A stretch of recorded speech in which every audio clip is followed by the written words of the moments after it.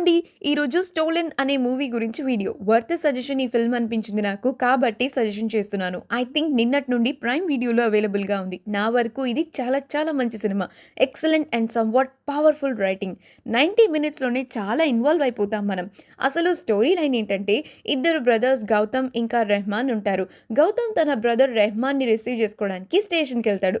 అక్కడ ఒక baby తప్పిపోతుంది. So ఈ ఇద్దరు బ్రదర్స్‌లో ఒకరిని అనుమానిస్తూ ఉంటారు. అస్సలు దిక్కుతోచని పరిస్థితుల్లో బేబీ వాళ్ళ అమ్మ ఉంటారు. ఊహించని టర్న్ తీసుకుంటుందండి ఈ స్టోరీ. ఈ బ్రదర్స్‌కి ఏమవుతుంది? ఆ బేబీ సంగతేంటి? లాస్ట్‌కి ఆ తల్లి పరిస్థితేంటి? వీళ్ళంతా ఆ బేబీని ఎలా పట్టుకుంటారు? ఇదంతా తెలుసుకోవాలంటే ఈ మూవీ ప్రైమ్‌లో స్ట్రీమ్ అవుతుంది, చూసేయండి.